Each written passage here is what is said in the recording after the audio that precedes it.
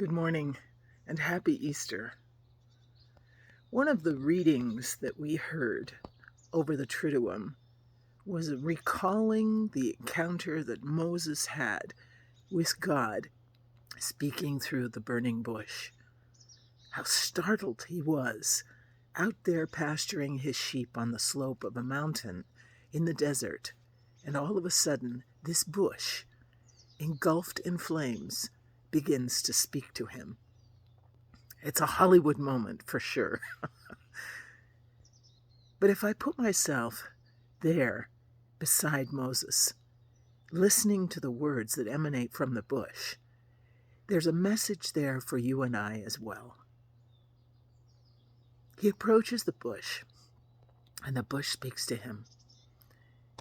And the bush says, "Stop, go no further.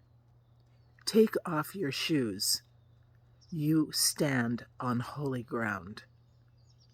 The message proceeds from there, and it is as startling as those first words. But I'm telling you, this is where I want to pause. Take off your shoes. You stand on holy ground.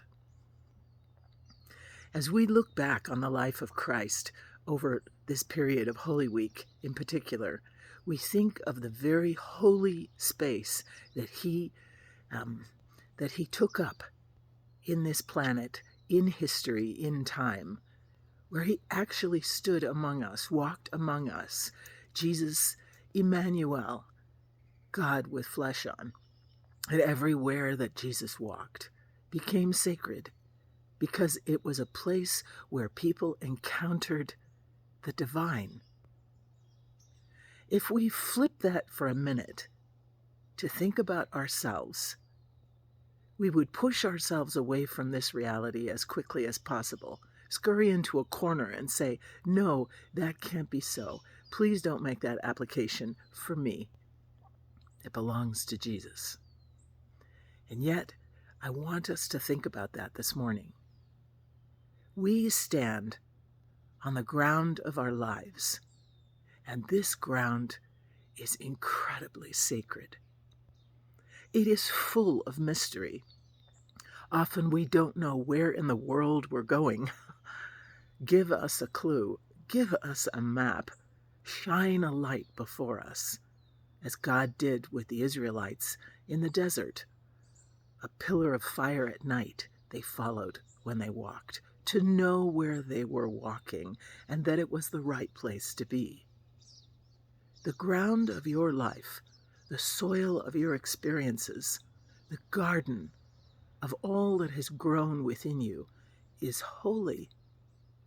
It's holy. Not just because that is where you have encountered the divine, but it is also holy because it is there that God has walked with you so that others could encounter God through you. Now, that just doesn't mean on your good days.